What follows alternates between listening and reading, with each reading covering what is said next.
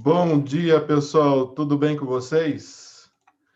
Vamos então dar início a mais uma série aí relacionada à LGPD. A gente vai contar hoje com 3 professores, 3 grandes nomes relacionados à LGPD e também envolvidos especialmente no tema, né, na temática que a gente vai começar a tratar nessa série de 3 aulas. Professora Lilian já se encontra aí? Professora Lilian já se encontra presente. Bom dia, Seja muito Flávio. bem-vinda, Bom dia a professora. todos. Maravilhosa. Nós vamos contar também com o professor Guilherme. Guilherme, será que já está a postos? O Guilherme falou que ele está dormindo, viu, Flávio? Muito cedo para ele. Bom dia, Flávio. O pessoal, quando vê aquele banner lá, acha que vai vir um garotinho de 16 anos, mas ele não tem 16 anos, tá, pessoal? Ele é um homem formado e com muito conhecimento. As pessoas julgam, né, Lilian? Geralmente o livro pela capa e vão se espantar com o Guilherme falando, né? É sempre impressionante. Quem não teve contato ainda com o Guilherme vai se impressionar com esse rapaz. E a gente tem uma pessoa muito ilustre, né, doutora Lilian, que é a doutora Erotilde. Ela se encontra, já conseguiu entrar, será? Doutora Erotilde já está a postos. Já está a postos. Oi, bom Seja dia. bem-vindo, doutora Erotilde. Bom dia. Muito obrigada, bom dia a todos e todas. Será que é só para mim que está um pouquinho baixo? Deixa eu aumentar o som aqui, só um minutinho. Melhora? Um pouquinho. Melhorou. Um pouquinho. Será que não é melhor Agora eu sim. sair? Ah, bom. Eu pensei Agora que de repente sim. era melhor eu sair e entrar de novo. Mas está tudo certinho mesmo? Tudo certo, maravilha. Pessoal, então, conforme o pessoal vai entrando, tá? São 3 aulas que a gente vai conduzir ao longo de 3 sábados, né? Serão na sequência, esse é o primeiro sábado dessa série. Depois a gente vai ter nos outros sábados aulas relacionadas ao assunto, em que envolve LGPD e as relações de trabalho, né? Então, como a LGPD vai impactar alguns aspectos envolvidos ali relacionados aos colaboradores, às rotinas de trabalho, e a gente vai contar em cada aula com a professora Lília, com o professor Guilherme, e algumas vezes a gente pode trazer alguns profissionais que são relevantes, que são destaque nesse ambiente, como a professora e doutora Erotilde Minharo. Doutora Lilian, que já é nossa parceira de um certo tempo, a gente tem colhido alguns frutos, a gente começou ano passado nessa parceria, uma profissional envolvida na área do direito digital e conhece muito relacionado aos aspectos trabalhistas. Doutora Lilian, você quer se apresentar um pouco mais, depois apresentar um pouco melhor a doutora Erotilde? Bom, tá bom. Então, bom dia a todos, bom dia a todas. É um prazer estar aqui com vocês da TI Exames mais uma vez. Obrigada, Flávio. Bom dia, querido Guilherme. Bom dia, minha querida e amada doutora Erotilde. Aí depois vocês vão entender por quê, né, que eu estou falando isso. E aí já vou falar, gente, não tem como não puxar saco da doutora Erotilde, então dou a cara a tapa aqui. Mas, enfim, vamos lá, vou falar um pouco sobre a Lilian, para quem não conhece. Eu sou advogada, sou especialista em direito digital e proteção de dados, eu sou DPO, sou consultora de LGPD, dentre outras coisas, né? Porque, na verdade, o nosso escritório cada vez mais se especializa em proteção de dados, em políticas, em desenvolvimento, né, de metas, objetivos, né? Então, dentro deste contexto, tudo que diz respeito a direito digital, tudo que diz respeito à implementação de LGPD, GDPR, então a gente trabalha com isso já há quase 2 anos. Eu sou também mediadora judicial pelo CNJ, porque eu acredito amplamente que a gente vai ter aí pela frente muita judicialização dessas questões com relação à proteção de dados, a gente cada vez mais vê aí saindo sentenças com relação a isso. e a gente percebe que a própria lei nos dá essa possibilidade de mediação de conflitos entre o controlador, nos dá isso com relação ao titular de dados, então a gente acredita muito nisso. Sou pós-graduada em marketing, tenho como primeira graduação administração e comércio exterior, sou membro das comissões, né, de compliance da OAB, entre outras coisas, e minha paixão é exatamente isso, fazer o que a gente está fazendo aqui, compartilhar conhecimento, e compartilhar conhecimento com quem está interessado, né? Agora, fazer a apresentação da doutora Erotilde, gente, para mim é uma honra, né? Agradeço muito a participação dela aqui. E eu vou confessar, a doutora Erotilde foi minha professora de Direito Processual na faculdade. Então, aprendi muito com a doutora Erotilde e aprendo até hoje. Perdi a conta de quantas audiências já assisti da doutora Erotilde. E a doutora Erotilde, ela é titular das disciplinas de Direito Processual, Direito do Trabalho, de Compliance, né, nas relações de trabalho, o que a gente já está conhecendo como Labor Compliance, né? Ela é também coordenadora do Departamento de Direito do Trabalho, ela é magistrada, né, sendo que ela é titular da 2ª Vara do Trabalho de São Caetano. Ela é doutora e mestre em Direito do Trabalho pela Universidade de São Paulo, fora outras especializações que a doutora tem, que eu não vou ficar falando aqui, senão a gente vai perder 1h30 só com isso, né?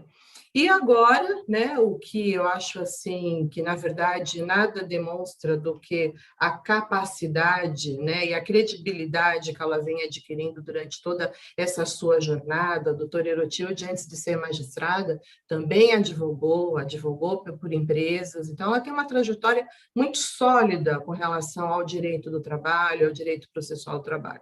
Então, por esta razão, né, ela também, como uma das juízas assessoras, né, do tribunal, ela foi designada como a encarregada pelo tratamento de dados do TRT da 2ª maior região do país, né? Então, o que acontece? O TRT da 2ª região, a DPO vai estar compartilhando com vocês todos os pontos de vista, né, dessa coisa tão nova que é agora esses desafios da LGPD com relação a toda esse arcabouço que nós temos das relações laborais, né? Então, muito obrigada pela presença e eu fico muito honrada de ter a doutora aqui. Flávio, vou passar a palavra para a doutora, para ela falar, que ela cumprimentar também a todos oficialmente, e aí depois vou pedir, né, para o Guilherme fazer a apresentação dele. Eu só queria dar um destaque, com certeza, um destaque que eu acho que é uma coisa quase que inédito, porque, assim, poucos órgãos relacionados ao setor público, né, têm falado sobre como eles se estruturaram para atender a LGPD, né? Então, hoje vocês vão ter essa oportunidade de conhecer como uma profissional que está envolvida nesse setor está atuando de fato, né? Como é que isso se organizou. Então, acho que isso é bastante relevante. Além da gente estar falando de relações de trabalho, a gente vai falar sobre essa estruturação, né, para adequação da LGPD. Eu acho que isso é bastante relevante, o que a gente vai trazer na aula de hoje. Está contigo a palavra, doutora Erotilde. Eu devo agradecer todas as palavras gentis da doutora Lília e dizer que isso é fruto de uma amizade antiga, né? Metade do que ela disse foi um pouco de exagero, mas eu tenho muita boa vontade e eu gosto muito do direito do trabalho. Eu fui convidada e fiquei como juíza auxiliar da Corregedoria do Tribunal Regional do Trabalho da 2ª Região nos anos de 2018 a 2020. O corregedor de então se candidatou a presidente do tribunal e foi eleito presidente do Tribunal Regional do Trabalho, e ele nos convidou, a mim e a meus 2 colegas, Rogério e Heloísa, para que nós continuássemos como juízes, agora juízes auxiliares da presidência. E a gente vai ver, né, que existem resoluções que tratam do assunto, inclusive do CNJ, e pelo fato de eu ser uma das juízas auxiliares da presidência, e pelo fato de eu já estudar a LGPD e atuar como professora de compliance, dentre os 3 eu fui a escolhida. Então, assim, foi mais por uma determinação, né, do Conselho Superior da Justiça do Trabalho do que propriamente dito mérito meu. mas, de qualquer forma, a gente vai conversar bastante sobre o assunto. É um assunto muito importante, porque eu não sei exatamente qual é o nosso público, se é de advogados também, mas o escritório de advocacia tem muitas coisas que envolvem a LGPD, e na nossa atuação, lidando com os processos, a gente também tem muita coisa que envolve dados pessoais que a gente tem que visar a proteção. Então, é só isso. Muito obrigada mais uma vez. Muito obrigada, doutor Flávio, pelo convite, doutora Lilian, pelo convite. E aí a gente conta com a participação do Guilherme, que já atua há muitos anos no setor, que atua com temas relacionados a departamento pessoal, a RH, ele atua como professor nessa área. E, recentemente, ele decidiu embarcar também na LGPD, porque não tem mais como desassociar a LGPD do setor em que ele atua, né, Guilherme? E aí eu vou deixar um pouco para você se apresentar, porque eu acho que é mais justo a pessoa se auto-apresentar do que eu, porque sempre vou ficar aí devendo algum aspecto relevante.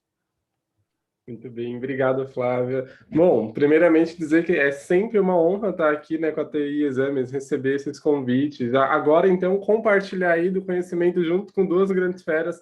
A doutora Lilian, que vocês que estão aqui, que já assistiram, a gente sabe que eu sou fã incondicional dela. Agora, mais uma pessoa brilhante aqui, né? Quero ver essa exposição que vocês vão ter hoje. Para quem não me conhece, sou Guilherme Santos, sou professor e consultor trabalhista, formado em gestão de recursos humanos e pós-graduado em legislação trabalhista e departamento pessoal. Eu atuo especificamente na área trabalhista mesmo, em departamento pessoal, RH, e vou trazer aqui junto com essas duas brilhantes hoje um pouco da nossa visão prática, né? Do que vocês vão ver dentro do RH que, às vezes, né, eu sei que é complicado trazer esse cenário para dentro da prática, né? Quando a gente começa a envolver a LGPD, eu e a doutora Lilian estamos juntos nisso aí já em vários cenários diferentes, muitas lives, muitos conteúdos compartilhados.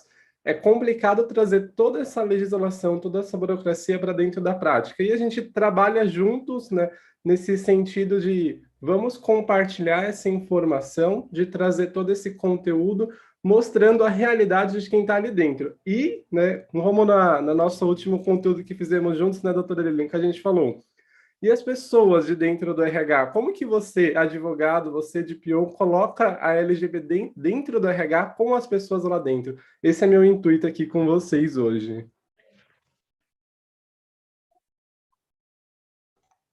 E aí, doutora Lilian, como é que a gente vai conduzir os trabalhos aí? Antes de mais nada, é importante destacar que a gente vai emitir um certificado de participação nessa série que vai ser composta de 3 aulas. Especialmente mais ao final, a gente vai passar um código. Esse código ele vai ser utilizado para vocês gerarem um certificado. Então, ele é o comprovante de que vocês estiveram atentos às apresentações, tá? Então, mais ao final da aula de hoje, fiquem atentos que eu vou passar esse código. Cada aula vai ter um código, vai ter uma chave, né? E aí vocês vão pegar esses pedacinhos e utilizar depois para gerar um certificado de participação. Então, vai ser necessário estar presente nas 3 aulas dessa série, tá? Que começa hoje e vai terminar no dia 3/7, aí, julho, né? Isso mesmo, se eu não estou enganado, né, doutora Lilian? 3/7 é a última aula, tá? Então, é necessário estar presente nas 3 aulas. Doutora Lilian, como é que a gente vai conduzir? Nós vamos ter um conjunto de slides? Vamos ter sim, mas em primeiro lugar eu não posso deixar de fazer um comentário do meu querido Guilherme, que agora, para aparentar mais idade, o Guilherme resolveu deixar a barba. Assim ninguém vai ficar falando que o Guilherme é um garotinho. Acho que ele se enfezou, Flávio. Bom, gente, eu vou compartilhar uns slides, eu vou dar um overview aqui. Vamos lá. Vamos ver se vocês estão aqui. Todo mundo está vendo? Sim, doutora Lilian. Perfeito, então tá bom, muito bem. Então, o título, né, que a gente vai trabalhar hoje é exatamente isso daqui. A visão da Justiça do Trabalho sobre os impactos da Lei Geral de Proteção de Dados nas relações laborais. Então, dando continuidade aqui, Carregando um pouquinho. Ok, já fizemos as nossas apresentações, né? Doutor Erotilde, aqui vai ficar os contatos do doutor Erotilde também. Guilherme Santos, né? Também os contatos. Eu só vou fazer a abertura com relação a alguns dados que eu queria passar para vocês sobre o Tribunal Regional do Trabalho da 2ª Região. Isso é importante, por quê? Para que vocês saibam a dimensão desse órgão. Então, eles, para quem não é da área do direito, e aqui a gente tem muito pessoal de TI, tem muito pessoal de RH, para vocês terem uma noção, ele engloba a cidade de São Paulo, as regiões de Guarulhos, Osasco, ABC Paulista e Baixada Santista. Eu acho muito bacana ter a missão do tribunal aqui, que é o quê? Promover pacificação social. A justiça visa isso, porque às vezes as pessoas acham que a justiça, ela sempre tem esse caráter beligerante, né? Na verdade, o objetivo da justiça é promover uma pacificação social, oferecendo o quê? Que essa prestação, que essa resposta da justiça possa ser rápida, possa ser acessível, possa ser efetiva, né? E óbvio que comprometimento com ética, com transparência, com valorização das pessoas, com inovação e acessibilidade. Olha lá, um dos princípios da LGPD é a transparência. E falar de transparência dentro de um órgão público, né? Todo mundo vai falar, nossa, mas como que é? Os órgãos públicos, eles se regem pelo princípio da publicidade. Lembrando que a gente tem aí uma legislação já de 2011 que fala do quê? Do acesso à informação. Então, a transparência tem que estar presente. O tribunal em número, só para vocês terem uma ideia, são 450 juízes, e isso foi tirado, né, lá do próprio site, do TRT2, 94 desembargadores, 5.500 servidores, né, com 217 varas, 7 centros judiciais de solução de disputas, que é o que a gente está falando do âmbito aqui da mediação, da conciliação, e com uma tramitação de mais de 900 mil processos. Então, quando a doutora Erotilde fala que não, na verdade, não foi tanto mérito, é óbvio que foi mérito, porque é uma coisa muito grande, né? É uma coisa muito complexa. É o maior tribunal trabalhista do país, em termos de estrutura e de volume processual. Então, vocês imaginem a responsabilidade de um encarregado de tratamento de dados, que está iniciando os trabalhos e mudando todo o mindset, né, da justiça nesse aspecto. Aqui está exatamente a página do TRT, dando toda a transparência, né? Se vocês entrarem aqui em contato, vocês vão ter aqui quem é o encarregado de proteção de dados, o e-mail do encarregado. Então, seguindo todas as determinações da LGPD, está aqui publicizado, está aqui transparente, está aqui colocado quem é, nome completo, e-mail, né, desse encarregado de dados pelo tribunal. Então, eu só queria fazer essa abertura, e aí eu vou passar a palavra para a doutora Erotilde, e aí a doutora Erotilde vai começar falando exatamente do que ela já tinha dito, né, da resolução 363, de janeiro de 2021. Doutora Erotilde, deixo com a senhora. Muito obrigada, mais uma vez agradeço a oportunidade. Então, essa resolução 363, ela é do CNJ. Então, o CNJ, quando, em agosto, foi efetivamente entrada em vigor a Lei 3.709 de 2018, o CNJ imediatamente já lançou algumas normas dizendo que a gente tinha que começar a se organizar. Mas a resolução 363, ela só saiu em janeiro. Antes disso, saíram normas anteriores que já davam para a gente algum norte do que a gente tinha que fazer. Porque a gente tem que cuidar de dados pessoais e a gente lida não só com dados pessoais dos nossos servidores, que são muitos. E, assim, eu estou falando do que acontece no Tribunal Regional do Trabalho da 2ª Região, mas o CNJ estabelece o que vai acontecer em todos os tribunais do país, exceto o Supremo Tribunal Federal. Então, o Tribunal de Justiça de São Paulo, o Tribunal de Justiça de Goiás, o Tribunal de Justiça de Santa Catarina, os tribunais regionais do trabalho do Brasil inteiro vão agir da mesma forma. Então, o CNJ uniformizou a maneira como a gente trata os dados, porque a gente cuida não só do tribunal como servidores, funcionários, terceirizados, estagiários, mas de como nós, juízes e desembargadores, vamos lidar com os dados das partes no processo. Então, assim, é realmente muito sério. A Lei Geral de Proteção de Dados, ela abarca o poder público e, com isso, abarca o poder público do Poder Judiciário também. Por enquanto, a LGPD, ela exige que haja ela não libera ninguém de ter um encarregado de dados. É possível, encarregado de proteção de dados. É possível que, no futuro, a Autoridade Nacional de Proteção de Dados venha a flexibilizar, de alguma forma, essa exigência, mas, por enquanto, todos temos que ter o encarregado de proteção de dados e não seria diferente no Poder Judiciário. Eu vou tentar dar um exemplo da importância, eu vou primeiro dar um exemplo da importância disso para o Poder Judiciário, depois vou falar da importância disso nos RHs e no escritório de advocacia. Se você imaginar, por exemplo, que a pessoa possa ter, isso eu ouvi dizer, que em determinado tribunal, basta ter o número da OAB do advogado, que você consegue verificar quanto que o advogado vai ganhar de honorários sucumbenciais em processos que envolvem precatórios. Com isso, a pessoa também consegue, também com o CPF do advogado, do CPF da parte, saber quanto e quando a parte vai liberar dinheiro.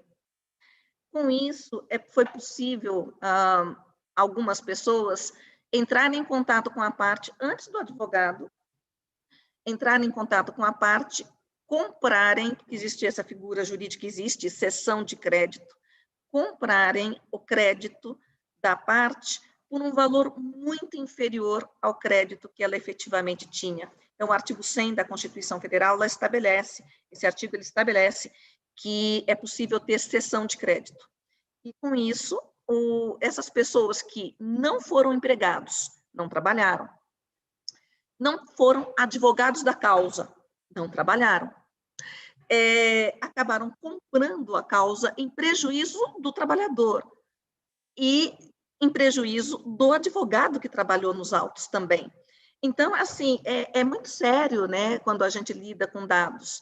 Então, quando os dados são estruturados, os tribunais tomam um cuidado maior para que não fique tão público, para que a parte não fique tão vulnerável, não tenha os seus dados de forma tão vulnerável, para que ela não seja assediada por pessoas que têm interesse comercial, que têm interesse econômico em obter estes dados. Então, aqui a resolução estabelece medidas para o processo de adequação à LGPD a serem adotados pelos tribunais do país, tanto primeira e segunda instâncias e cortes superiores, menos o Supremo Tribunal Federal, porque o CNJ não manda no Supremo Tribunal Federal. O CNJ manda administrativamente nos tribunais inferiores. Se puder passar para o próximo slide.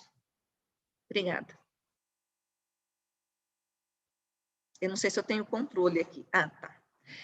Então, o Tribunal Regional do Trabalho da segunda região criou, por determinação do CNJ, um comitê gestor de proteção de dados. Então, eu não atuo sozinha. Tem um comitê por trás, aliás, tem muita gente por trás. Tem o pessoal da TI, TI e comunicação, né? Tem o pessoal da vice-presidência administrativa, tem o setor de gestão e estratégia, tem o setor de legislação, vocês são ótimos, tem o setor de legislação, que auxilia na elaboração das normas que tratam de LGPD, e o que a gente faz a ouvidoria também. A ouvidoria é muito importante, porque a ouvidoria recebe tudo que vem de todos os lados e separa aquilo que diz respeito à LGPD e passa para mim. Eu, junto com toda essa equipe, a gente tenta resolver o problema. Vou dar um outro exemplo. Uma determinada pessoa, ela entrou em contato conosco porque ela não queria que o nome dela fosse para esses sites que fazem raspagem de dados para fins de jurimetria, para fins de jurisprudência, de análise de jurisprudência, etc. Aí eu entrei em contato com a CETIC, né, a Secretaria de Informação e Comunicação, para saber como que nós fazíamos com os nossos dados. Eles explicaram, olha, a gente estrutura os dados estruturados, eles têm total segurança, e aquela segurança em camadas, né? Então, tem várias camadas de segurança para você não ser invadido. O grande problema são os dados não estruturados, aqueles dados que nós, magistrados, pelo hábito, a gente acaba concedendo ao público sem perceber. A Constituição Federal, ela diz que os nossos processos, eles são públicos, é o artigo 93, inciso 9 da Constituição Federal. A regra, o princípio é que nossos processos são públicos, a regra da publicidade. Então, várias das nossas petições, várias das nossas peças vão para o poder, vão para a imprensa. A gente publica no Diário Oficial. Então, você veja, quando eu faço uma audiência, eu faço audiência e publico isso no Diário Oficial. Isso vai para a internet, o nosso Diário Oficial agora é eletrônico, então vai para a internet. Antes da LGPD, eu tomava cuidado, quando eu estava na jurisdição, eu tomava cuidado de, na hora da audiência, se tivesse acordo, então a Lilian falou que a gente, sobretudo, a gente tenta a conciliação, e eu tentava, se tivesse acordo, eu pedia para o advogado do autor, olha, passa diretamente seus dados para o advogado da parte contrária, porque se eu colocar na ata de audiência, isso vai ficar muito público, e aí qualquer pessoa vai saber a hora que você vai receber esse dinheiro, quanto você vai receber, em que conta vai cair, o CPF ou o CNPJ, de onde vai cair esse dinheiro. Então, eu não me sinto à vontade de deixar assim, isso antes da LGPD, porque a gente conhece o princípio da publicidade, a gente sabe que a regra é a publicidade. Então, os advogados ficavam meio assim, me achando um pouco louca, mas não tinha outro jeito, eles acabavam concordando em não colocar esses dados na ata.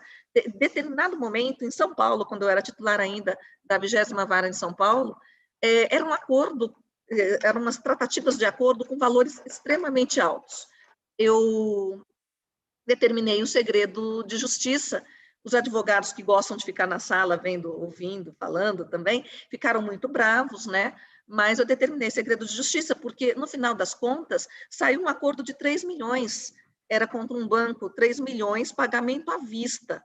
Gente, aquele senhor, assim que baixasse lá no térreo, saísse pelo portão, lá na Barra Funda, e a movimentação da Barra Funda é de mais ou menos 8 mil pessoas por dia, no Fórum da Barra Funda, assim que ele pusesse o pé fora do fórum, ele já estava correndo risco de sequestro. Então, assim, alguns cuidados a gente tem que ter, e eu já tinha esses cuidados antes, agora a gente vai ter que ter cuidado maior ainda.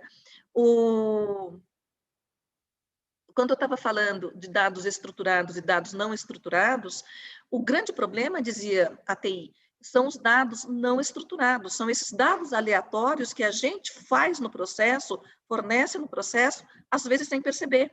Então, quando eu, na ata de audiência, qualifico a testemunha, eu estou colocando os dados delas no Diário Oficial, eu coloco isso na internet. Então, esses dados estão soltos, e se o empregador quiser saber se ela foi testemunha, se a pessoa foi testemunha a favor do empregado, e passar essa informação adiante, eu estou expondo essa testemunha que corre o risco de não conseguir mais emprego em lugar nenhum. Então, assim, Agora, a gente vai ter que ter uma política interna de conscientização e treinamento dos magistrados para a gente fazer diferente do que a gente vinha fazendo. Uma sugestão que eu faço, e eu não estou na jurisdição agora eu estou na administração, o que eu farei, né, quando em outubro de 2022 eu voltar para a jurisdição, é colocar na ata primeira testemunha do autor, qualificada nos termos do documento em anexo, e colocar o documento em anexo em sigilo. Esse não vai para a internet, tá? Mas pode voltar à transparência, por favor. Ai, Lilian, e corta meu tempo, tá? Me dá um... Eu adoro Lilian, acho que perdeu o compartilhamento do PowerPoint, tá? Se você tiver com dificuldade, eu compartilho o PDF por aqui. Mas eu posso eu mesma. Eu tenho autorização para compartilhar? Tem. Tem também. Eu posso eu mesma. Deixa eu pegar aqui. Deixa eu ver se é essa aqui. Eu só vou ver se eu estou com a versão... Se essa é a minha versão mais recente. Tá certinho, sim. Tá, então vamos lá. Deixa eu só... Modo apresentação. Deu certo. Perfeito. Tá aqui. Então, esse normativo determinou que fossem criados comitês, os comitês foram efetivamente criados, que fosse designado o encarregado de tratamento de dados do âmbito do Poder Judiciário, então já foi criado, estou aqui eu, foi formado grupo de trabalho técnico de caráter multidisciplinar, com auxílio dos funcionários, com auxílios do encarregado, para que a gente pudesse fazer o mapeamento de todos os lugares que tem risco. E nós temos inúmeros, eu falei no âmbito processual, mas internamente a gente tem contratos de terceirização que tem que ser revistos, a gente tem os servidores em si, que tem... O servidor nosso RH tem dados nossos, os nossos servidores têm dados nossos. Eu costumo dizer que nossos servidores eles foram treinados em LGPD antes de ter LGPD na Europa, porque eu estou na magistratura há 25 anos e nunca vazou um dado pessoal meu. Especialmente agora na pandemia, bom, se vazar dado sou eu mesma, porque eu adoro falar e adoro, né? Mas os servidores, quando agora na pandemia os advogados têm necessidade de falar comigo, a secretária atende, a secretária doutor Vidigal, a secretária da presidência atende, pergunta para o advogado se ele poderia deixar o telefone dele e eu retorno com um telefone, com celular corporativo. Ela não passa os meus dados pessoais. Eles já são treinados para isso. Nunca soube, mesmo antes, né, da LGPD, de algum servidor ter passado algum dado de magistrado ou do diretor de secretaria ou do presidente do tribunal, assim, de forma desautorizada, né, sem o consentimento. Então, isso eu acho bastante interessante. E toda vez que tem alguma dúvida agora, o que acontece no dia a dia,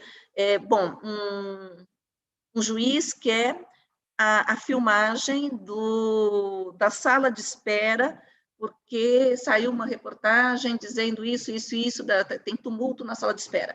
Ele quer a filmagem da câmera de segurança.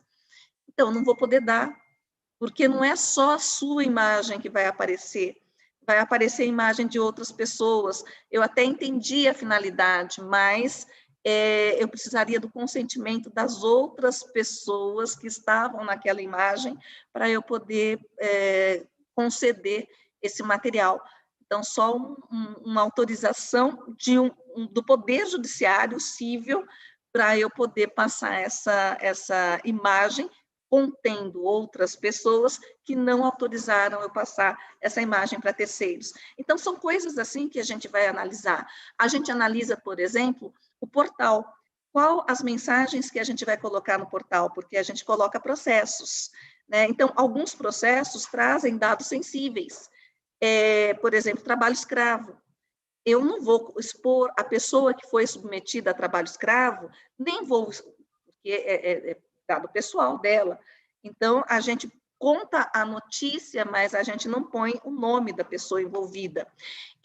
Dependendo do caso concreto, não por conta da LGPD, mas por conta do direito à personalidade, por conta do Código Civil, a gente também não põe o nome da empresa, porque os nossos processos, eles ainda estão sujeitos a recurso para o TST e para o Supremo Tribunal Federal.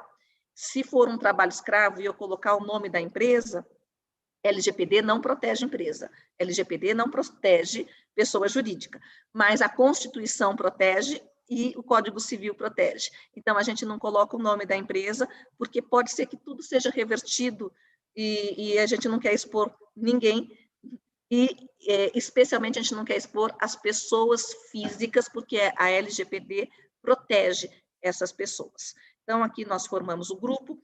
Qual é a competência desse grupo? Coordenar a implementação da LGPD, supervisionar a aplicação da Política Geral de Privacidade, apreciar os resultados das avaliações, deliberar sobre conflitos de competência em matéria de proteção de dados. No nosso tribunal nunca teve esse problema de conflito de competência. Avaliar os projetos de automação e inteligência artificial para a adoção de medidas cabíveis à proteção de dados.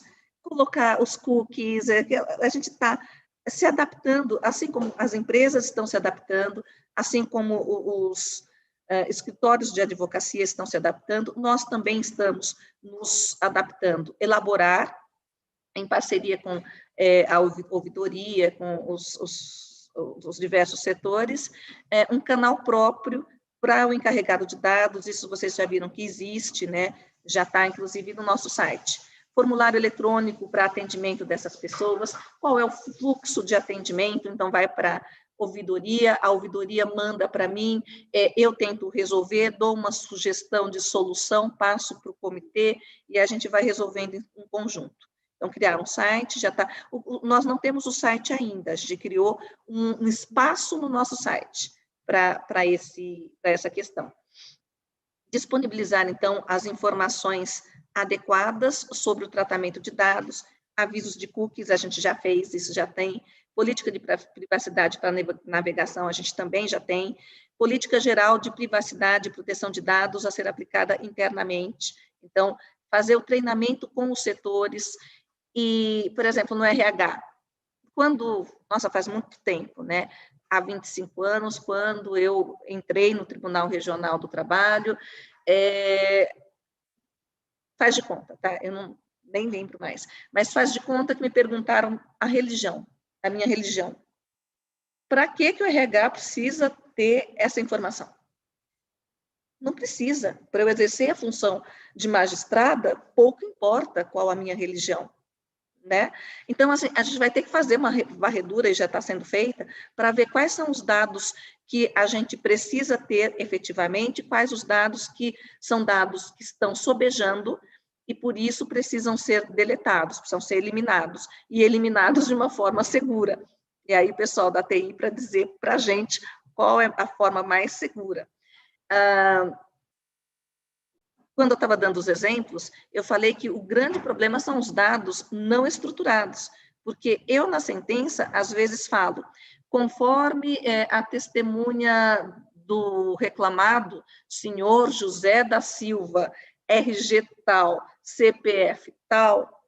Então, mesmo que a TI nossa tenha tomado todos os cuidados de que os dados estruturados não vazem, esses dados aleatórios podem ser raspados por essas empresas sérias, lícitas, de análise preditiva, jurimetria, e empresas lícitas que fazem compilação de jurisprudência.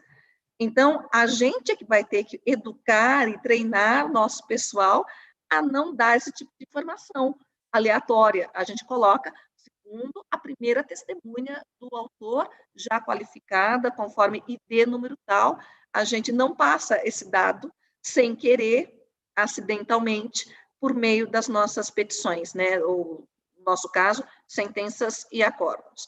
Então, a gente tem que zelar para as ações relacionadas à LGPD sejam cadastradas com os assuntos pertinentes da tabela processual unificada. Então, assim, eu teria no processo alguma forma de colocar lá, olha, aqui trata de assédio sexual. Então, assim, opa, isso aqui eu vou pôr em segredo de justiça, porque aí eu não vou expor ninguém, não vou expor autor, não vou expor réu. Então, a gente vai ter que tomar alguns cuidados e a nossa TI já está providenciando.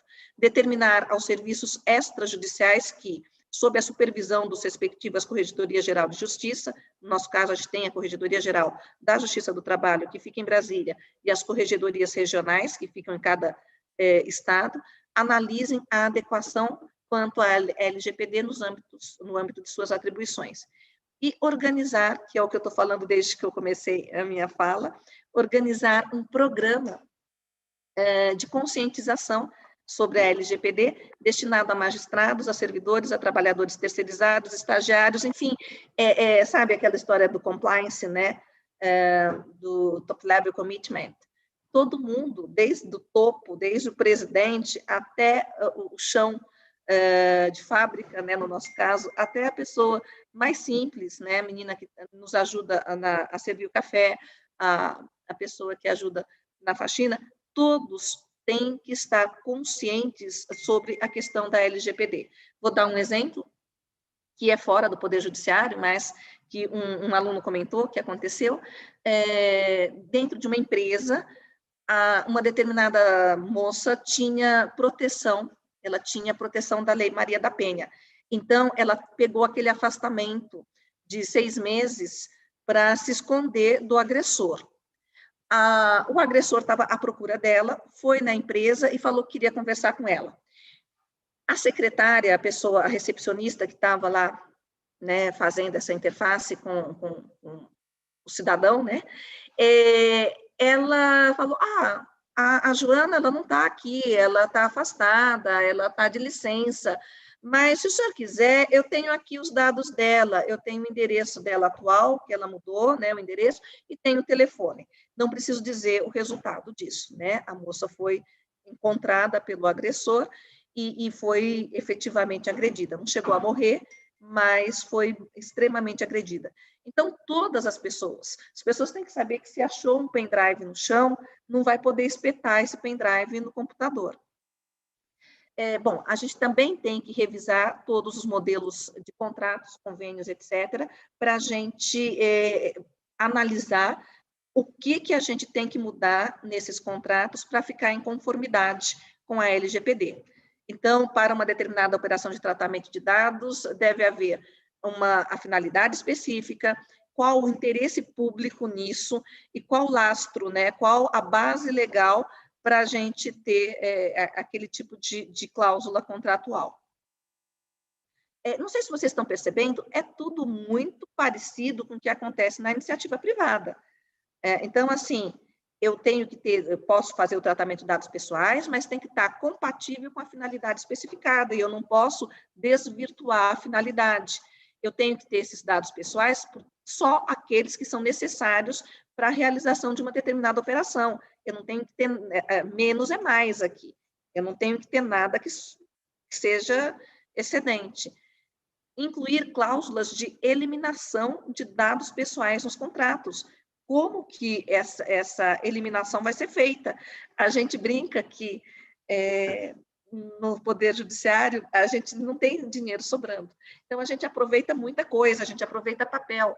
Dados, a LGPD cuida não só de dados digitalizados, digitais, mas também de dados físicos. A gente, com relação a dados físicos, a gente pegava petição em duplicidade. Essa petição está em duplicidade. Vamos cortar e fazer bloquinho com esses, para usar o verso. Só que, naquela petição em duplicidade, eu tinha endereço do trabalhador, nome, CPF, RG, e está tudo lá, né? Tudo sendo usado como rascunho.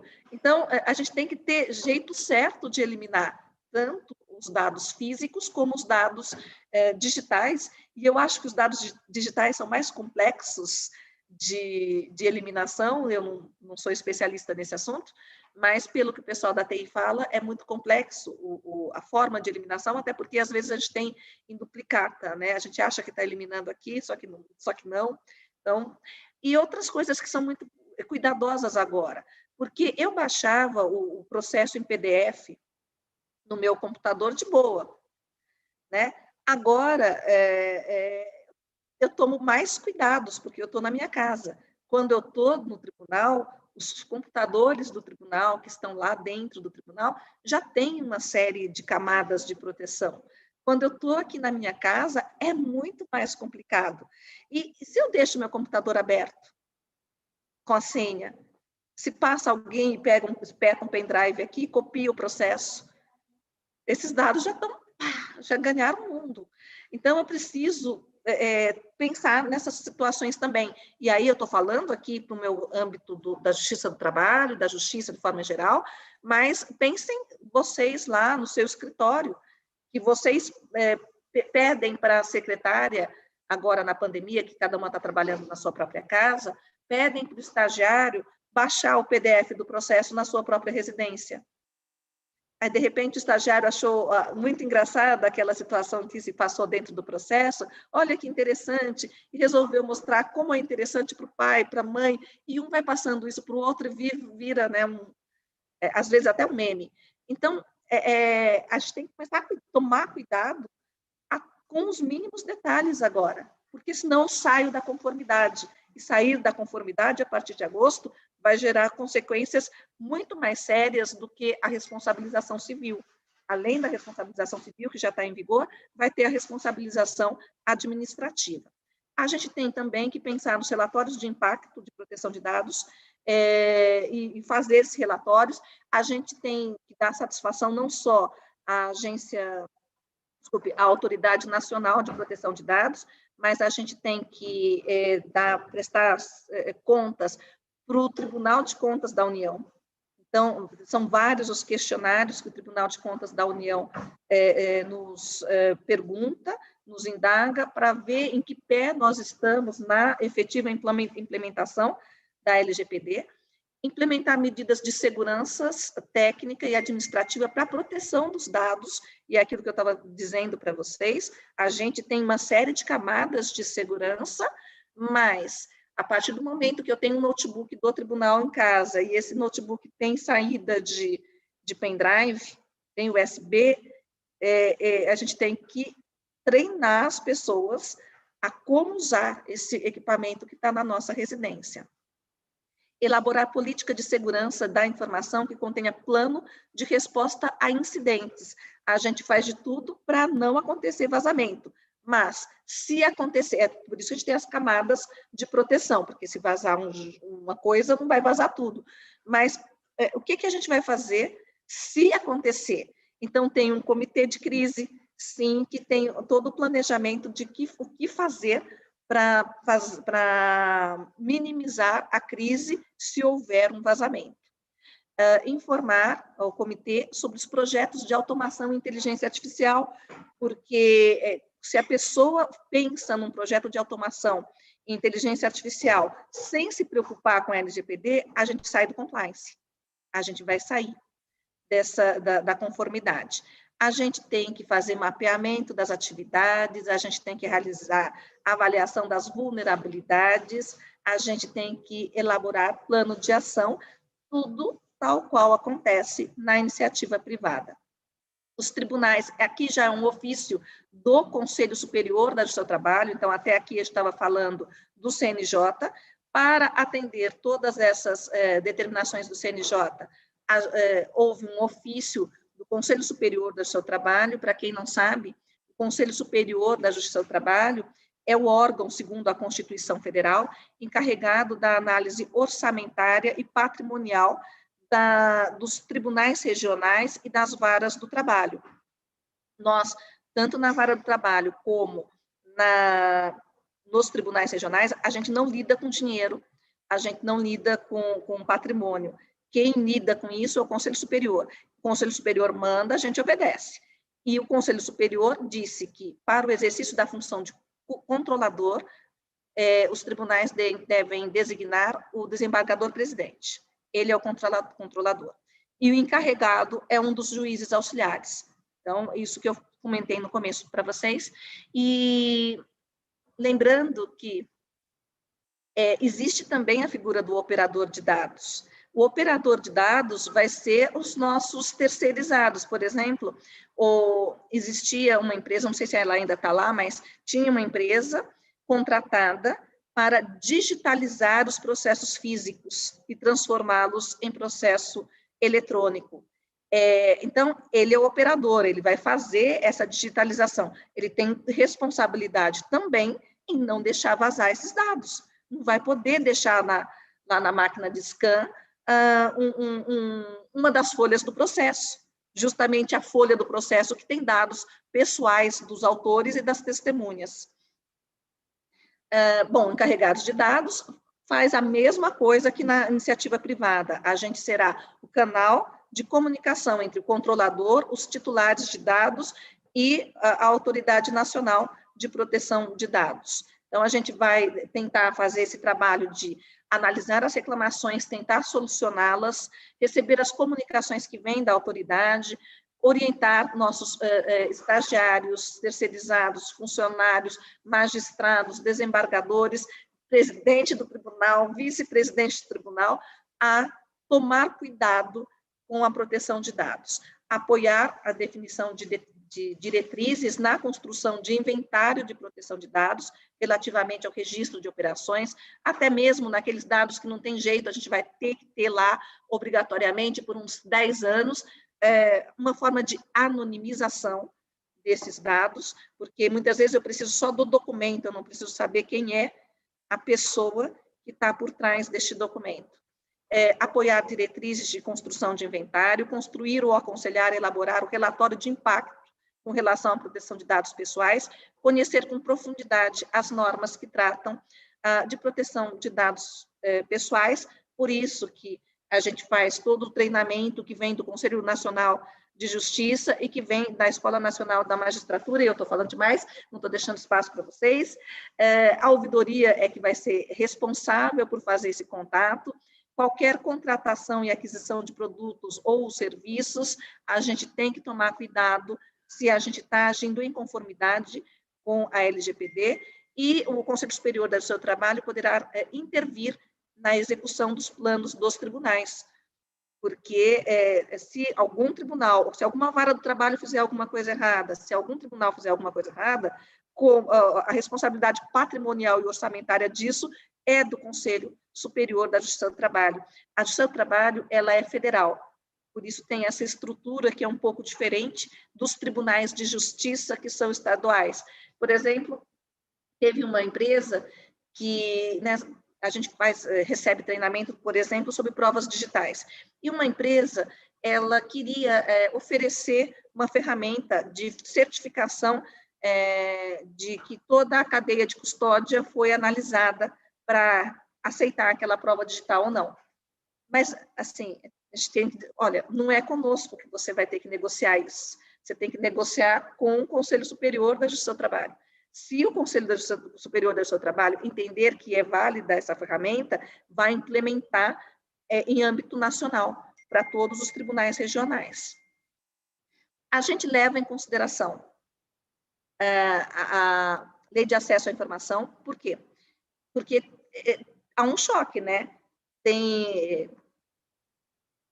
Pela Lei de Acesso à Informação, você tem que deixar tudo muito transparente, publicidade geral.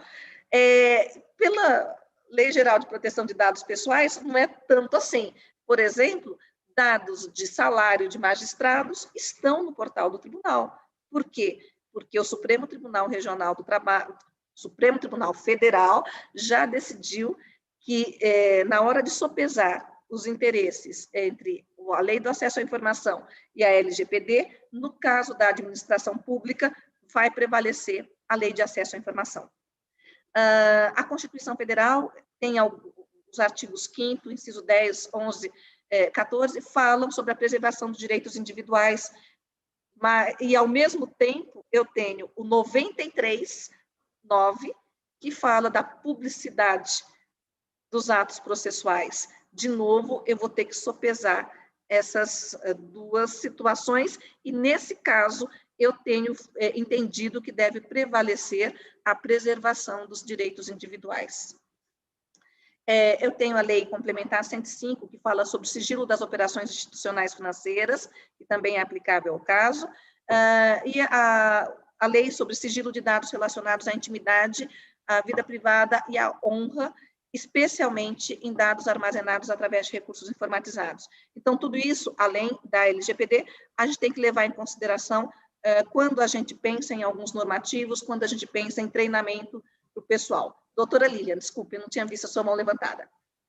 Doutora Erotilde, eu vou aproveitar para dar um tempinho para você tomar uma água, e aí já por quê? Eu vou trazer duas questões que eu estou acompanhando o chat, e aí tem uma questão aqui da doutora Maria Gabriela Bassa, que ela é procuradora, e tem também uma colocação da Fedra, né? Eu vou começar pela Fedra, né? Porque a Fedra falou o seguinte, falou assim, olha, a identificação do controlador, né, da Justiça do Trabalho não segue os padrões da NPD, né? Então, eu só vou fazer um comentário aqui. Fedra, vocês têm que imaginar o seguinte, a estruturação da justiça, ela é diferente de uma empresa. Então, por exemplo, juiz não é pessoa, juiz é órgão. Então, dentro desse aspecto, existem algumas coisas que para o pessoal de tecnologia tal, a gente que é advogado, a gente sabe disso, né? Mas pessoal de tecnologia, para o pessoal que não é dessa seara, vê o presidente do tribunal como pessoa, né? Só que a gente enxerga ele como o quê? Como um órgão. Então, em razão dessa diferença de estrutura, porque a gente não enxerga o presidente da empresa como a empresa, né? O presidente da empresa, ele é simplesmente o representante, porque a pessoa jurídica é uma ficção. Então, o presidente da empresa, ele está lá como um dos responsáveis, às vezes ele pode ser o sócio da empresa também, porque dentro daquela ficção jurídica, que é a pessoa jurídica, você tem os representantes. Então, a pessoa jurídica, ela foi criada, e muito nesse contexto, para separar o que é pessoa física do que é uma pessoa jurídica. Então, nesse aspecto, é diferente você falar do presidente do tribunal como controlador, porque ele é visto como órgão e não pessoa, né? Então, essa presidência, ela vai estar ainda que aquela pessoa mude, seja substituída. Então, hoje, o titular da vara do trabalho de São Caetano, doutora Erotilde. Então, isso é um órgão. Quando a doutora Erotilde sair e mudar, então a gente vai ter uma outra pessoa, mas se mantém a posição. Então, nesse aspecto, é um pouco diferente. E aí, doutora Erotilde, eu vou perguntar para a senhora o seguinte, a doutora Maria Gabriela, isso você já cobriu, mas só para falar da doutora Maria Gabriela aqui, que ela perguntou o seguinte, né? Mas será que a justiça, né, vai criar mecanismos, né, para que nós, procuradores, possamos garantir a proteção de dados e manter os sigilos? E a doutora se refere, isso em específico, com relação àquela primeira página que a gente tem na petição, onde tem os dados. Então, a doutora Maria Gabriela pergunta, será que a gente vai conseguir, por exemplo, manter o sigilo dessa primeira página de alguma forma, né? E aí meio que cai naquela coisa dos dados não estruturados. Então, não sei se o doutor Erotilde, se isso já foi pensado, se isso já foi colocado, como é que a doutora vê isso? Então, o que eu pensei, que eu coloquei, e está para deliberação ainda, de a gente pedir, né, para o advogado, ou colocar autor, conforme qualificação na petição, no documento anexo, e colocar esse documento em sigilo. Ou a pessoa pedir para o juiz, dependendo do caso concreto, colocar, ele próprio, o juiz, colocar essa página em sigilo. Eu acho que é muito difícil colocar a página separada da petição inicial. Por isso que a minha sugestão seria de colocar, não colocar o nome, sobrenome, endereço e qualificação completa ali, colocar num documento em anexo e esse documento ficar em sigilo, porque aí você não permite essa raspagem. A pessoa fica protegida. A pessoa física, tá? O nome da empresa, isso não está protegido pela LGPD. Perfeito, eu acho que respondeu perfeito aí. E aí também a gente tem uma outra pergunta aqui, da Tainá, né? Tainá de Almeida. A Tainá perguntou aqui, bom, e com relação às notas de expedientes já publicadas, tem algo deliberado sobre isso? Na verdade, eu acho que a Tainá está se referindo ao legado, né? a gente tem que cuidar do legado também. A gente tem que ver onde tem os dados, ou como que a gente vai fazer com isso para tirar, por exemplo, do nosso portal. Então, no portal tem dados que na época não tinha problema de vazarem, mas estão lá no portal ainda. A gente tem que tirar do portal. Por isso que a gente tem que fazer o mapeamento para descobrir onde tem coisas antigas. A gente vai ter que revisar todos os contratos. Então, sim, a gente tem que se preocupar com o legado também. Eu vi aqui, desculpe. E é o que a gente está falando, né? Na verdade, a gente enxerga isso da mesma maneira que as empresas. O que as empresas vão fazer com o legado, né? Essa é uma das perguntas que sempre fazem para a gente, né, Gui? Mas a empresa tem aqueles arquivos todos, né? E no começo, eu lembro que lá atrás, quando a gente começou a falar de LGPD, Guilherme mesmo sempre recebia várias perguntas a respeito, né? Então, falava assim, mas o que eu faço com aqueles arquivos de metal, né? Então, o que eu faço com aquela papelada que ficou lá? Então, o que eu faço? O raciocínio, gente, vai ser o mesmo, né? Como o doutor Erotilde colocou, a LGPD abarca a iniciativa privada e abarca todos os órgãos públicos. Então, a premissa é do cuidado, a premissa é da proteção. Só que, por que a gente trouxe, doutor Erotilde? É porque é muito controverso a gente falar, a justiça tem prioritariamente a publicidade. Então, vocês imaginem como que é complexo para os tribunais sopesarem esses dois princípios, né? Respeitar a individualidade ao mesmo tempo que a gente tem que respeitar a publicidade, o princípio da administração pública, a transparência. Então, a tarefa dela é uma tarefa muito árdua, a tarefa dos tribunais é uma coisa muito árdua, né? Então, não são coisas que, nas empresas, a gente tem aí empresas de grande porte, multinacionais, que até agora tem 60% implementar. Imagina vocês, por isso que eu coloquei no início, os números do tribunal.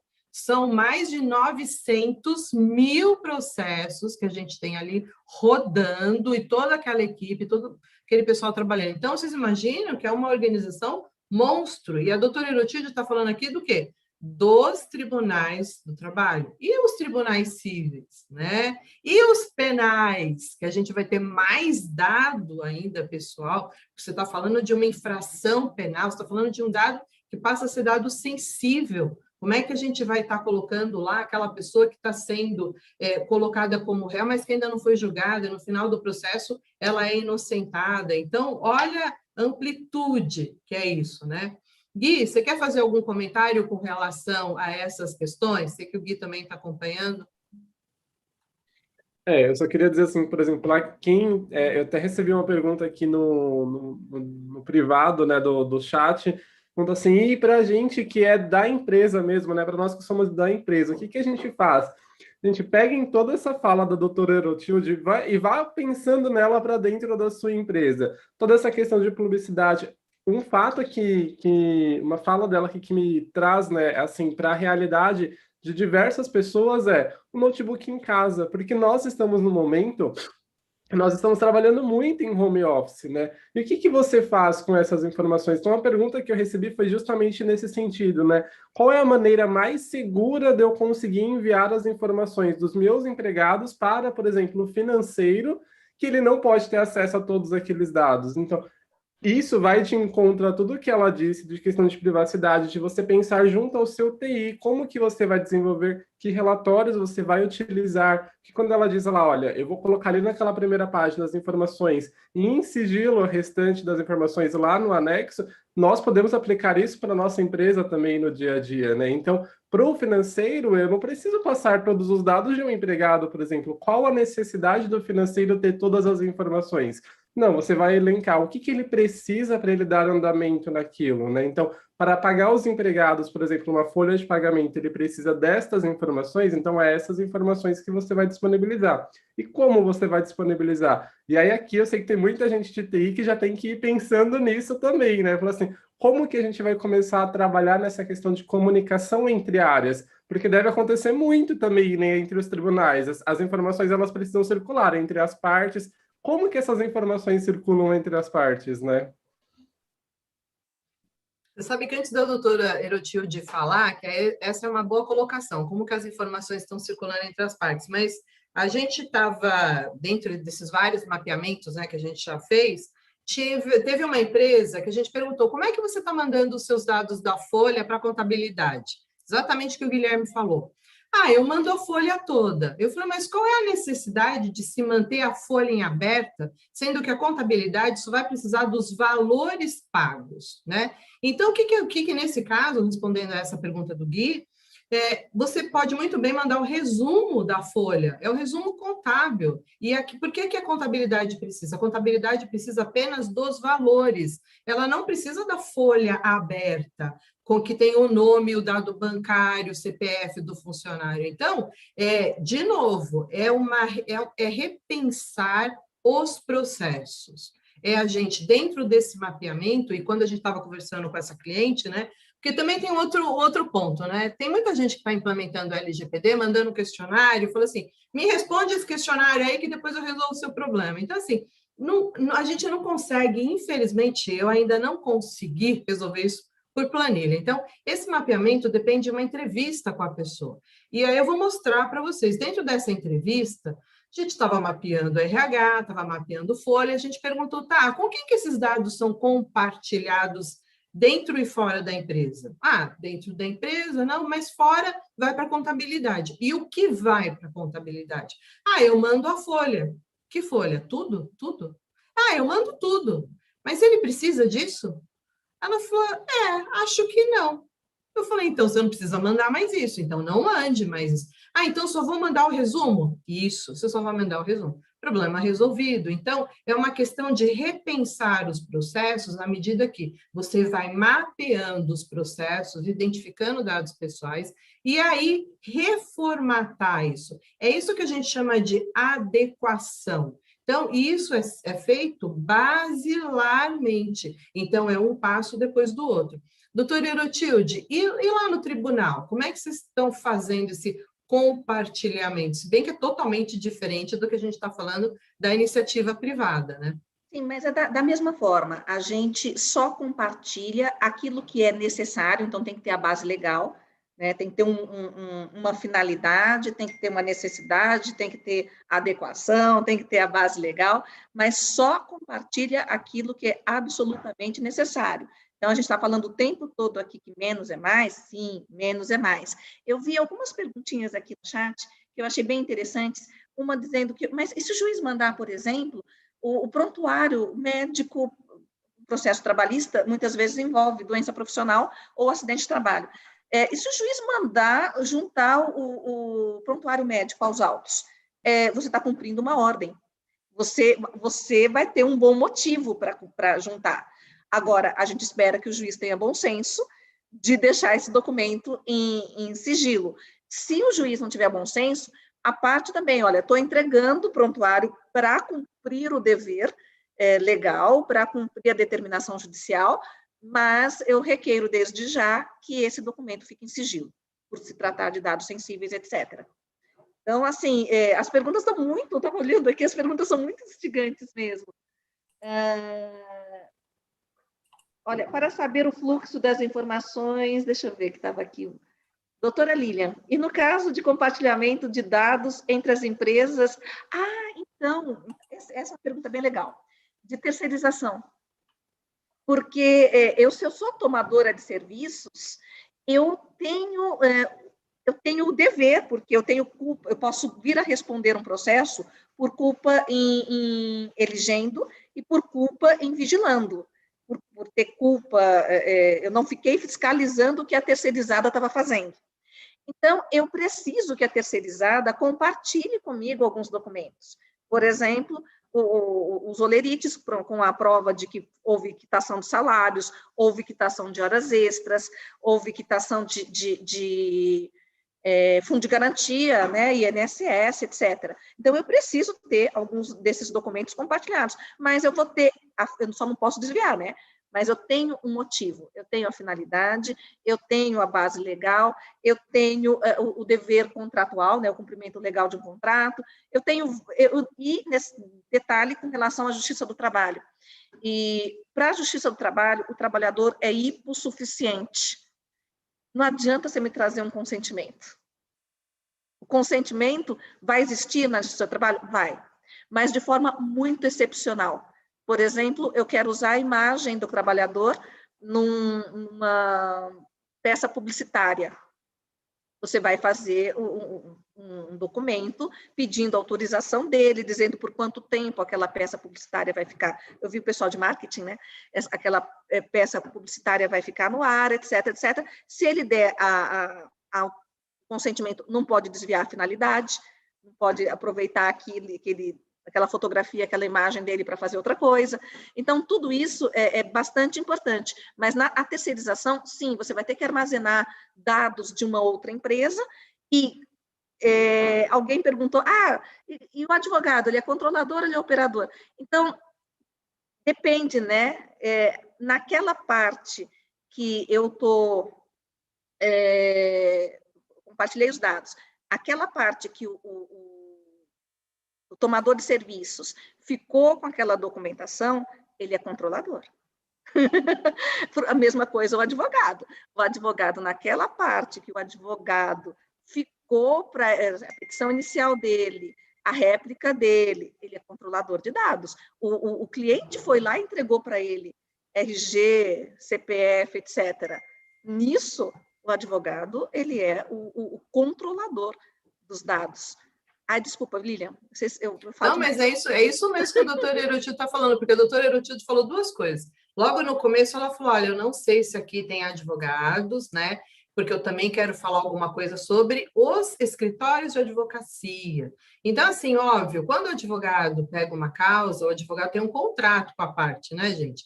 Então, dentro dessa parte, o dever de confidencialidade do advogado, ele vem antes da Lei Geral de Proteção de Dados, porque é da responsabilidade do advogado não fazer esse tipo de compartilhamento. Agora, né? Hoje, o que a gente tem? Os escritórios de advocacia, eles também têm que respeitar a Lei Geral de Proteção de Dados no aspecto de o quê? Exatamente, eles são prestadores de serviço. Então, onde é que estão? Hoje em dia, óbvio, a gente tem tudo digitalizado, petição digital, processo digital, mas os escritórios também têm um legado. Esse arquivo que está lá com as pastas e aquela monte de papelada, com um monte de provas e dados dessas pessoas, desses indivíduos, né? Ou até dos representantes das empresas, dos prepostos. Então, isso também tem que ser cuidado. Da mesma maneira que o pessoal do RH cuida do legado, escritório de advocacia tem que fazer o mesmo. Com relação às pastas digitais que a gente tem dos processos, a mesma coisa. Então, assim,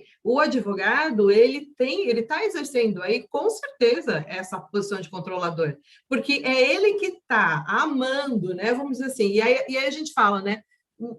Seria um operador, porque, na verdade, o controlador é o titular? Não. O titular de dados está pedindo serviço do advogado e, por meio deste, né, está exercendo o que a gente chama, né, do nosso poder petitório, que o advogado tem, na verdade, isso, né, o poder petitório. Não pode uma pessoa, um indivíduo, o Gui, por mais capacitado que seja, o Gui não pode chegar lá e fazer uma petição. Então, o Gui vai ter que falar, Lília, eu preciso, então, que você me represente. Então, o advogado está representando. Então, nesse aspecto, eu também entendo como controlador. E aí, cuidado, escritórios de advocacia, né? Porque vocês também estão dentro, né? O advogado não está acima da lei, o magistrado não está, ninguém está acima da lei, né? E só voltando à pergunta que a doutora Herotilde respondeu com relação às empresas prestadoras e tomadoras, né? As terceiras, hoje em dia, a gente tem as certidões. Muitas empresas, né, e muitos, até magistrados, a doutora Herotilde vai me corrigir aqui no que eu estiver errada, mas o que acontece? Existem empresas que hoje só pedem as certidões negativas para verificar se tem alguma incorrência de débito. Mas, de repente, no âmbito processual, eu não sei se essa certidão bastaria como prova, né? E aí eu vou deixar para a doutora Herotilde ver o que ela acha melhor, porque o que acontece? A gente sabe que para provar o pagamento, você tem que ter a prova do que foi feito o depósito bancário. Eu não posso chegar lá simplesmente com o olerite, né? Ou, se eu chego com o olerite, eu chego com outro comprovante, com aquela relação de depósitos, né? Agora, com relação às certidões negativas, né, dos órgãos públicos, isso seria uma prova de que a empresa que está prestando serviço terceirizado teria cumprido as suas obrigações tributárias e fiscais. Agora, dentro desse aspecto do processo do trabalho, doutora Erotilde, como a senhora vê isso? A certidão bastaria? Teria que colocar também a olerite? Depende do caso concreto, o olerite vai vir aos autos, isso já é praxe, mas conforme você disse, a doutora Dilian falou, ele não é a prova de que houve o crédito na conta do trabalhador. O que vai levar a gente vai levar em consideração é efetivamente o depósito no crédito da conta do trabalhador. Com relação às certidões, genericamente valem, mas eu preciso de algo específico para o trabalhador. Não pode ser uma certidão genérica. Essa empresa recolheu o fundo de garantia corretamente, fundo de garantia nos anos de 2018 a 2021, porque eu preciso saber se o fundo de garantia da Maria efetivamente foi depositado. Aí eu preciso de algo mais específico, algo mais contundente, né? Algo mais firme. Então, está aí a resposta.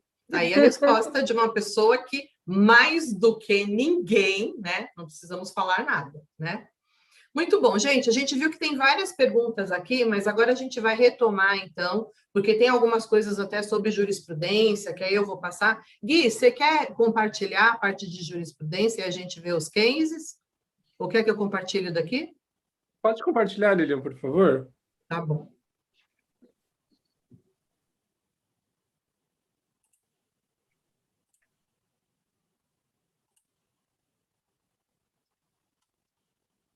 Então, a doutora Erotilde já explanou sobre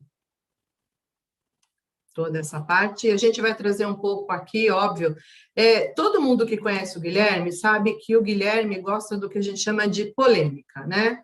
Então, todo mundo que acompanha o Guilherme sabe que o Guilherme adora falar sobre polêmica, ele me coloca sempre em saia justa, né? Tá dando para ver, Guilherme? Tá, sim. Tá, então agora é a vez do Guilherme colocar as saias justas aí. A gente trouxe um pouco sobre o que já tem, o que a gente já tem um pouco de jurisprudência, tal. O Guilherme vai falar um pouco, vai explicar. Doutora Erotilde vai comentar.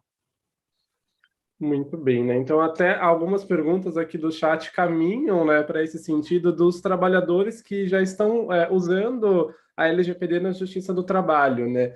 E aí, com toda a explanação excelente que a gente teve aqui até agora, a gente começa a trilhar num caminho que isso pode, né, e isso vai impactar diretamente as empresas. E eu vejo, né, marketing, RH, como os dois setores da empresa que mais vai tratar dados. E são, às vezes, os setores que têm assim, uma complexidade muito grande de informações, de métodos, de processos. Eu vi até um comentário aqui no chat que falando assim, mas para você aplicar adequadamente tudo isso que a doutora Erotilde explanou até agora, você precisa conhecer o fluxo de dentro da sua empresa.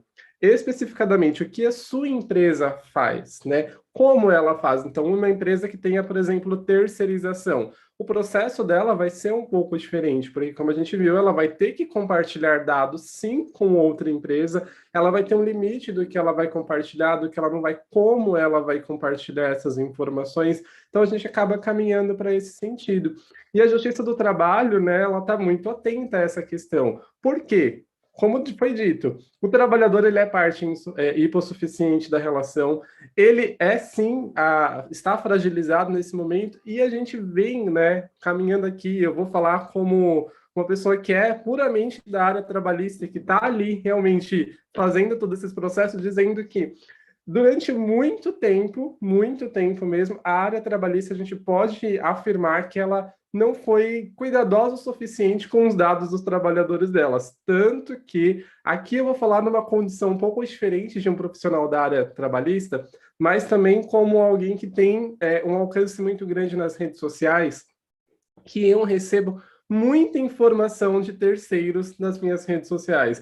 Então, se eu abro, por exemplo, para vocês o meu direct lá do Instagram, que eu tenho quase 30 mil pessoas lá no meu Instagram, se eu abro aquele direct ali, eu vou mostrar para vocês uma enxurrada de informações de pessoas, de empregados de empresas, que essas empresas me mandam uma informação, olha, eu estou com esse problema aqui lá no CNIS do empregado, né? Para quem aí não sabe, o Cadastro Nacional de Informações Sociais, que tem toda a vida previdenciária da pessoa. A empresa vai lá e me manda aquele CNIS falando, eu estou com esse problema aqui, você consegue me ajudar? E a gente sabe que isso é comum, é muito comum. Não vou dizer que é uma falta de zelo, mas que uma maneira diferente de trabalhar. Não havia essa preocupação ali, e agora a gente está tendo essa preocupação, e mais do que tendo essa preocupação, né, os próprios trabalhadores eles já começaram a perceber que, olha, eu tenho um direito ali com relação àquele meu dado, e esse meu dado ele precisa ser protegido. Não é porque eu disponibilizei ele para você, empresa, porque você precisa desse dado, que você pode fazer o que você quiser com ele. Não, você tem normas, você tem diretrizes a seguir. E aí a gente trouxe, né, casos aqui pontuais de ações que já ocorreram e que já houve julgamentos aqui para vocês entenderem a amplitude disso, né?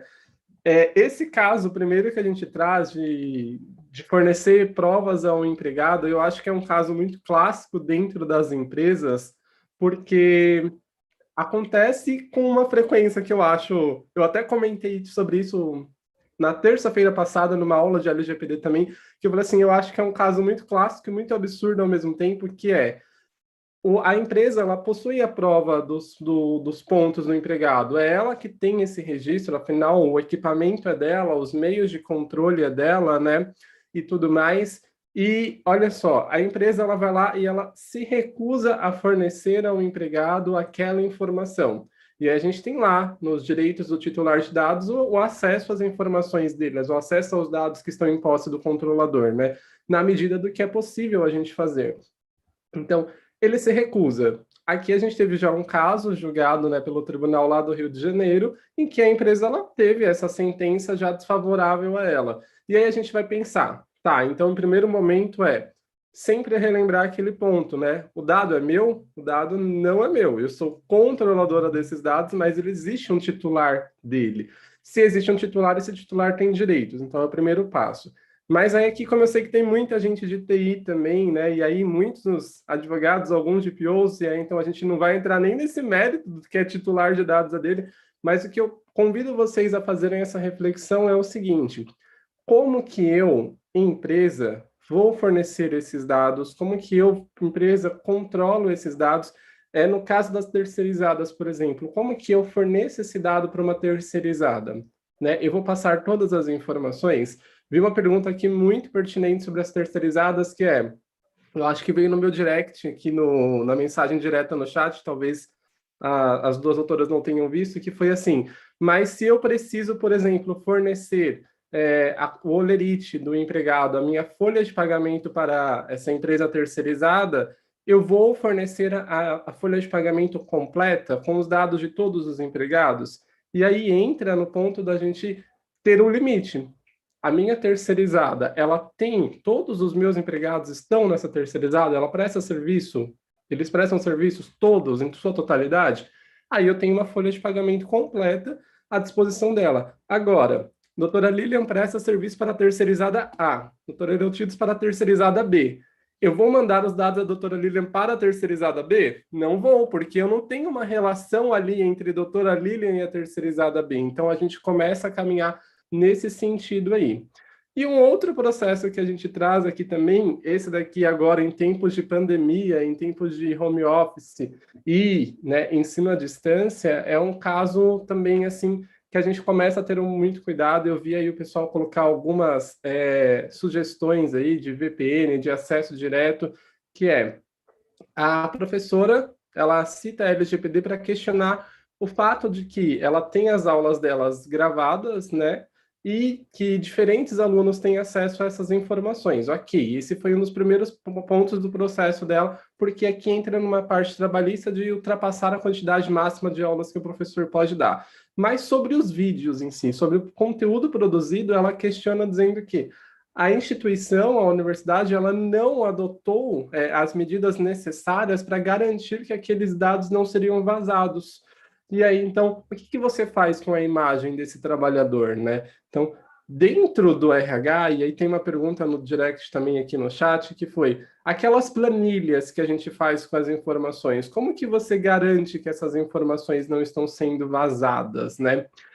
Doutor Erotildes, eu penso assim, se chega aí, por exemplo, no teu tribunal, um empregado que ele vai lá e ele descobre que todas as informações deles foram vazadas. A primeira coisa que a senhora vai questionar, ou que um advogado vai questionar da outra parte é quais medidas que a empresa adotou para que aquilo não acontecesse. Ou ela não adotou nenhuma, e aí a gradação vai ser muito diferente, né?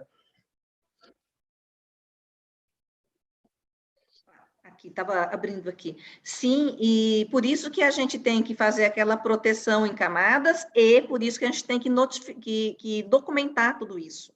Porque a partir de agosto vai começar a ter a penalidade administrativa, além da responsabilidade civil. E se você mostra que você usou toda a tecnologia que era disponível no momento para proteger os dados, e ainda assim aconteceu o vazamento, você vai ter uma punição, claro, mas não vai ser a punição mais severa, você vai ter algo mais leve. Imaginei, né? E aí, né, aqui um ponto, uma pergunta que já polêmica também, já que a doutora Lília disse que eu gosto de polêmica, eu vi uma pergunta aqui no chat falando assim, e se o trabalhador ele vaza essas informações? Aqui eu vou trazer para aquele cenário que eu disse para vocês. Eu recebo muitas informações de terceiros lá nas minhas redes sociais. Inclusive, ultimamente, eu tenho trabalhado incessantemente para barrar isso. Que aí eu sempre reforço a pessoa me manda lá um extrato do CNIS completo com a vida da pessoa inteira. Recentemente, ainda até usando de um exemplo real, eu recebi 9 páginas de um CNIS. Então, 9 páginas da vida previdenciária da pessoa, desde 1980 e não sei quanto, toda a informação dela ali. E aí eu vou lá e falo assim, olha, e a LGPD? O seu trabalhador, esse dado aqui, primeiro que não era seu. Então, você não poderia compartilhá-lo, né, à livre vontade sua. Ele está ciente desse compartilhamento, ele te permitiu esse compartilhamento. Como que você garante que eu, por exemplo, estou tomando os mesmos cuidados para que esse dado não vaze, né? Porque você está tomando os cuidados aí na tua empresa, esse dado está em um local seguro, mas como que você garante, a partir do momento em que você compartilhou comigo, que você não tem relação contratual nenhuma, que esse dado vaze, né? Mas aí, trazendo para um cenário da empresa, e aí eu queria a opinião das duas doutoras, que é, se o trabalhador ele faz isso, ele pode ser penalizado por justa causa, por exemplo, por ele ter vazado um dado da empresa, que a empresa é controladora? Eu vou começar falando, depois eu faço para a doutora Lilian. Eu acho que primeiro você tem que treinar. Então, se você não tiver a comprovação de que você fez esse treinamento, de que você ensinou que não era possível esse tipo de divulgação, você vai, no máximo, poder dar uma advertência ou alguma punição mais branda. Mas, assim, o primeiro passo é orientar. A gente não sabia de muitas coisas acerca de proteção de dados até a gente começar, né, em 2018, a estudar a LGPD. Então, os trabalhadores, eles precisam ser treinados no sentido de que não pode compartilhar. E treinado, inclusive, o tempo todo, monitorando, né, se esse treinamento funcionou. Eu sei de casos, assim, estudando compliance, né, de alguns treinamentos, de o empregador deixar o compliance officer deixar o pendrive caído na garagem. Porque treinaram que não pode pegar um pendrive e espetar na máquina da empresa, porque pode vazar dados com isso, pode ser uma invasão, pode ser um hacker querendo capturar os dados da empresa. Aí o compliance officer deixa um pendrive jogado lá no chão. Muitos pegavam esse pendrive e espetavam na máquina da empresa. Bom, então meu treinamento não foi eficiente. Agora, se você fez um treinamento, fez a manutenção do treinamento, mesmo assim, a pessoa insistiu e vazou de propósito, aí eu aplicaria a falta grave e eu manteria a decisão da falta grave. Mas eu não sei o que a doutora Lilian, como advogada, pensa. Estou falando o meu pensamento de magistrada. Ai, ai, ai, imagina uma advogada contradizer uma magistrada, meu Deus do céu. Gente, olha, é engraçado, né? Doutora Erotilde era uma pessoa assim, muito prática. Eu gosto muito dela e sempre gostei das aulas dela exatamente por causa disso, porque ela não... É muito fácil, a gente como advogado, a gente gosta muito de falar e às vezes a gente se perde, né? E a doutora Erotilde está falando exatamente isso. Essas semanas, né, que tem passado, a gente sempre bate na tecla do treinamento. Um cliente perguntou para a gente, mas então esse treinamento é só eu vou lá e vou falar o que ele tem que fazer. Falei, tá, mas você tem que imaginar o seguinte, treinamento, ainda mais para a gente, né, de PO, a gente sempre vai imaginar, a autoridade de proteção de dados vai me pedir evidências desse treinamento. Quais são as evidências? Né? Porque as empresas têm que entender que não adianta simplesmente ter uma política de privacidade e proteção de dados, mas não cumprir, ou seja, o discurso ser diferente da prática. Então, quando a doutora Erotilde coloca isso, fala, você treinou o seu empregado?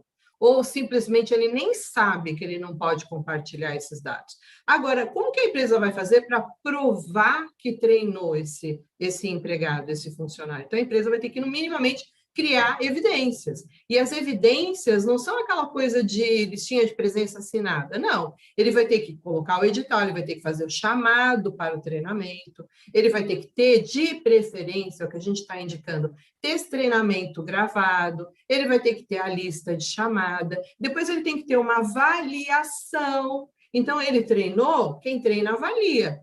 Treinamento, avaliação, treinamento, avaliação. Esta avaliação tem que ter um mínimo, dentro de compliance, a gente fala que é um mínimo de 70% de aprovação. E aí, uma emissão de um certificado. Então, vejam, o treinamento do funcionário não é o gestor chegar lá e falar assim para o funcionário, olha, a partir de agora você não pode mais compartilhar dados, tá bom? Aí o funcionário olha e fala assim, tudo bem. Porque o mindset do funcionário não está preparado para isso. Quando ele manda isso para o Guilherme, foi o que ele acabou de falar, o Guilherme é muito conhecido, o Guilherme é uma pessoa de confiança, o Guilherme, para as pessoas, todo esse pessoal, esse público que segue o Guilherme, tem o Guilherme como um porto seguro. Então, dentro daquela relação de confiança, a pessoa desesperada lá no departamento pessoal fala assim, meu Deus do céu, como é que eu faço isso? Como é que eu faço? Como é que eu preencho esse campo do e-social? Toda hora a gente tem grupos de discussão e eu vejo o Guilherme respondendo, e são cases e mais cases. E eu vejo isso que o Guilherme está falando. Então, olha, aconteceu isso assim, assado. Então, esse funcionário, ele não tem a malícia de que ele está compartilhando 9 páginas do CNIS com o Guilherme. E ainda que ele tenha, que ele está compartilhando, às vezes ele pegou aquilo na pressa e veio um arquivo inteiro, ele mandou. O outro ponto, não, é o Guilherme não vai fazer nada de mal, mas como bem colocado, não existe uma relação jurídica, esse compartilhamento não está lá identificado no relatório de impacto à proteção de dados. Então, e aí chega para uma magistrada e fala assim, não, mas então ele vai ser, eu mandei ele embora por justa causa, não fez o processo, né, lá, e aí o que acontece? A magistrada, a primeira pergunta, doutora Erotilde, mas peraí, cadê a prova que você treinou esse funcionário? Como é que você joga todo esse ônus, né, do poder diretivo, do empregador, do risco pelo empreendimento? Como é que eu simplesmente jogo todo esse ônus em cima do funcionário se eu não dei um respaldo para esse funcionário? Então, observem, né, são mudanças de substrato. A gente fala que para mudar uma cultura, muitas vezes a gente vai levar 2 gerações. Então, o que a gente está fazendo hoje aqui nessa aula da TI é exatamente trazer esses questionamentos, essas reflexões, partindo da nossa experiência, dentro daquilo que a gente já viveu, né? Então, esse olhar do judiciário que a doutora Erotilde trouxe, que nada mais é que um olhar absolutamente lógico, e que muito antes da LGPD, Porque, assim, tem pessoas que falam assim, ah, não, o judiciário deixa tudo em aberto. Não é assim, não é assim, nunca foi assim. Vocês têm que lembrar que a publicidade sempre foi, a publicidade é um dos princípios da administração pública. E ainda assim, nesse aspecto, quanto cuidado que nos toma, e agora, então, está se tomando. Então, só para fechar e concluir, aí devolvo a palavra para o Gui, ou para a doutora Erotilde, se quiser comentar, exatamente esse aspecto. Lembrando, o empregador tem o ônus da responsabilidade, é ele que tem o poder diretivo, é ele que tem o risco do empreendimento. Logo, é da responsabilidade dele fazer toda essa implementação e, principalmente, treinamento. E não é um treinamento, são vários treinamentos e criar evidência desses treinamentos. Então, eu acho que esse é o ponto que a gente tem que analisar. Vocês concordam? Sim, e uma coisa que eu vi aqui no chat que eu achei bem interessante, que é uma coisa que eu falava dando aula e eu corroboro quem escreveu aqui, que há toda obrigação de fazer ou não fazer, prazo e pena. Então, se você treina a pessoa e fala, olha, você não pode agir assim, você vai dar um prazo para a pessoa se adaptar e uma penalidade para se por um acaso a pessoa não se adaptar. Então, assim, mas isso tem que ficar muito claro, né? Não é uma coisa assim. O exemplo que eu dava era do meu filho. Luciano, arrume sua cama. Se eu não falar um prazo e não colocar uma penalidade, ele não vai arrumar e ele vai rir da minha cara dizendo o seguinte: ah, mas eu arrumo na hora que eu for deitar. Quando eu for dormir, eu arrumo. Mas eu não. Filho, Luciano, arrumar a cama, prazo, 1 minuto. Pena, eu corto o Wi-Fi. Então, na hora, o cumprimento é na hora. Então, assim, você tem que treinar, você que tem que estabelecer, mostrar as consequências para a pessoa e mostrar as consequências gerais, né, de você vazar um dado e a consequência específica para a pessoa. E o Poder Judiciário vai querer entender isso, como você fez isso com o seu trabalhador, e eu preciso de documentos, eu preciso disso documentado. Concordo plenamente com a Lília. Perfeito, muito bem. Gui, você quer fazer mais alguma colocação? A gente já está praticamente com o nosso horário estouradaço aqui, a gente acabou respondendo vários questionamentos durante esse ponto, né? Então, assim, doutora Erotilde também precisa sair, que tem os compromissos dela, a gente também não pode ficar segurando o doutor aqui. Guilherme, quer fazer mais alguma colocação? Não sei se o Flávio está por aí ou se o Flávio está navegando em alguma outra sala da TI Exames, que o Flávio ele é onipresente, gente. Ele tem, acho que na mesa dele deve ter um computador de 55 polegadas, assim, que ele fica gerenciando várias salas ao mesmo tempo. Eu queria até fazer um comentário, Lilian, sobre treinamento de conscientização. É algo que a gente tem reforçado muito. Assim, vamos também ser justos. A gente reforça um pouco, mas não tanto quanto foi reforçado hoje nessa live, né? Da importância que isso tem até como proteção para o empregador, né? Então, é algo até que eu acho que a gente deveria reconsiderar naquele programa de treinamento que a gente está desenhando, né? Como fazer esse treinamento, né? Como ter a documentação, a evidência que a doutora Erotilde tanto coloca aí como prova, né? Eu acho que é algo que o pessoal que está conduzindo as consultorias, as implementações, ou vai trabalhar como DPO, ou gestor de privacidade, é algo que tem que ser considerado.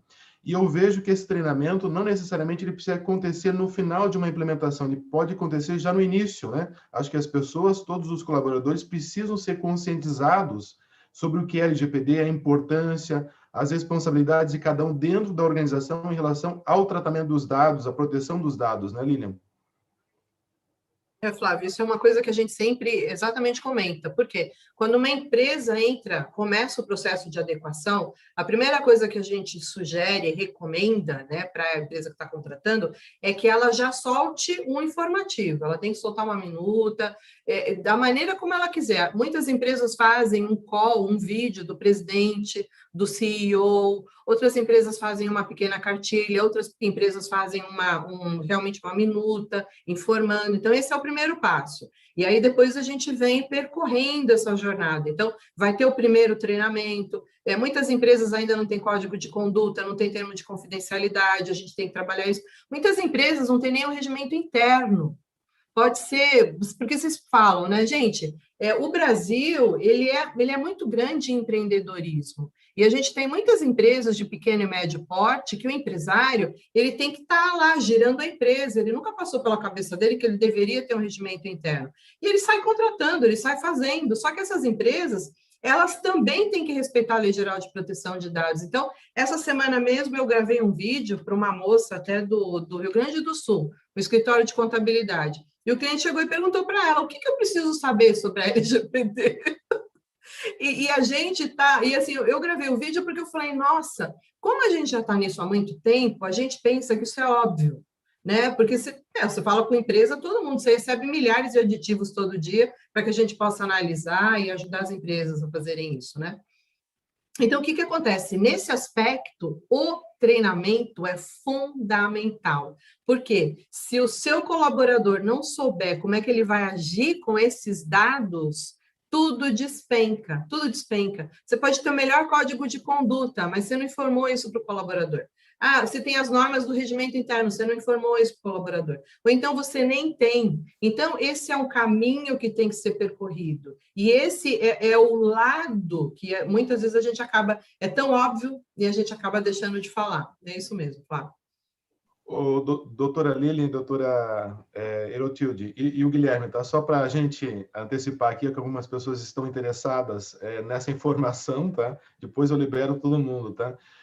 A gente vai emitir um certificado de participação para quem estiver presente nessa série, e a única forma que a gente vai estabelecer de controle de presença, como evidência de presença, é que vocês anotaram o código que vai ser necessário no momento em que vocês receberem um link para emissão do certificado. Então, cada aula, a gente vai passar uma parte desse código, dessa chave, tá? Então, o código 1 dessa aula, na verdade, é a data de hoje, mas nas próximas aulas eu vou trocar, tá? Porque senão o pessoal já começa a entender qual é a dinâmica, tá? Então, anotem esse código, tire um print dessa tela, mas não compartilhe nas redes sociais, porque aí é desvantagem para quem não esteve nessa aula, tá? Então, o código de hoje dessa aula é 1906. Anotem isso em algum lugar, tire um print. Na aula seguinte, eu vou passar um outro código e na terceira, consequentemente, mais uma parte desse código. Esses 3 pedacinhos vão formar a chave necessária para vocês emitirem o certificado de participação. Então, o certificado de participação depende de vocês pescarem esses códigos que vão ser passados geralmente ao final de cada aula. Bom, dito isso, então eu vou deixar aqui os comentários finais para a gente finalizar essa aula. O combinado era até 11h30, já estamos próximos. Deixo aí as palavras finais para a doutora Erotilde e para o professor Guilherme. Gente, foi muito bom ter esse contato com vocês. O nosso contato acaba sendo só com o Poder Judiciário, com alguns advogados. Eu acho que é muito interessante trocar ideias com pessoas de outras áreas, porque a gente vai arejando a nossa. Eu coloquei aqui no chat a parte do guia que foi elaborado pela Autoridade Nacional de Proteção de Dados, que fala sobre a questão do poder público, que o grande controlador é a União, só que por uma questão de competência, a União pode delegar para órgãos menores. E aí, aquilo que a doutora Lilian, com muita proficiência, nos ensinou, o artigo 111 da Constituição Federal fala que são órgãos do Poder Judiciário trabalhista, juízes do trabalho, Tribunal Regional do Trabalho e TST. Então, o desembargador como órgão está tudo certo, o encarregado, que é um juiz, como órgão, está tudo certo também.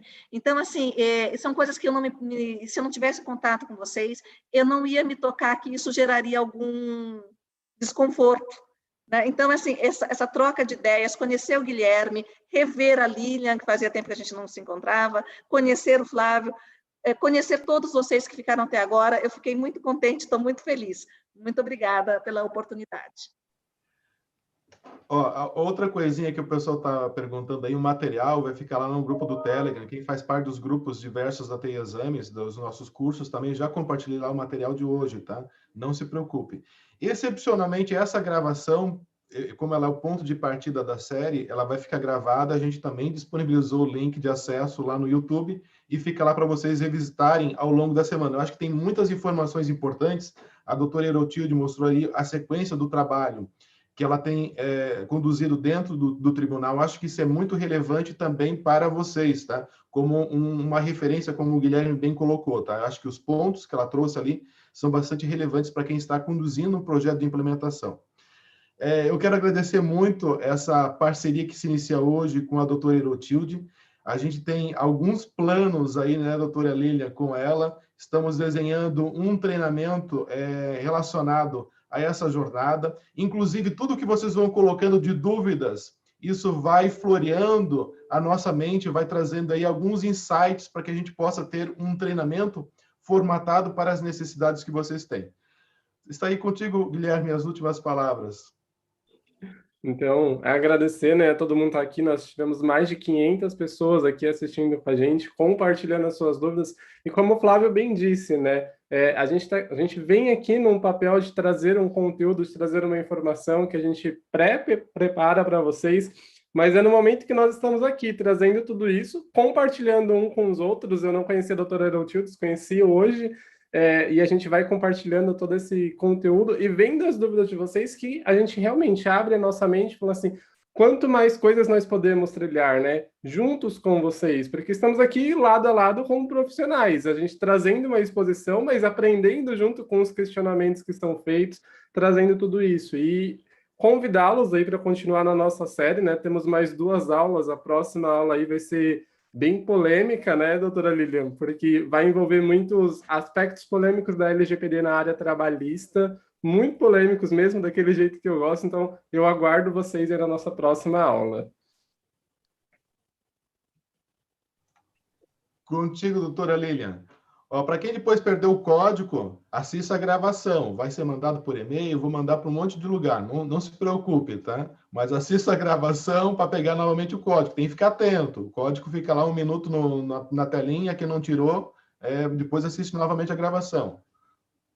Eu só quero agradecer novamente a doutora Herotilde, agradecer ao Guilherme, agradecer todas as iniciativas do Flávio, através da TI Exames. Tem sido sensacional nesse aspecto, tem feito um trabalho brilhante de promoção disso, juntamente com os outros professores. E agradecer a participação de todos vocês que estavam compartilhando as dúvidas, que estavam, né, presenciando hoje essa aula aqui. Espero que tenha sido muito produtiva para vocês, para a gente sempre é. E agradecer, deixar o meu até logo, desejando um ótimo final de semana a todos.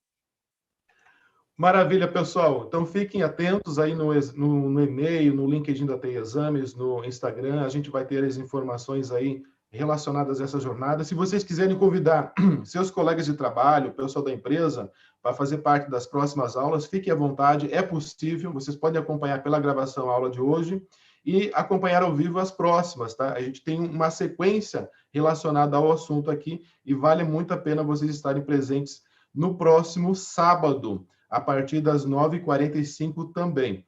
Também deixo um convite que nessa segunda-feira a gente vai ter uma aula com o professor Márcio sobre privacidade como direito fundamental e a gente vai abordar outras legislações relacionadas à LGPD que se complementam, tá?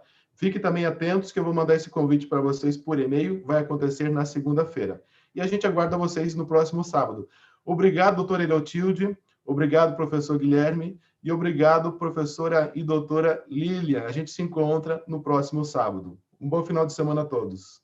Tchau.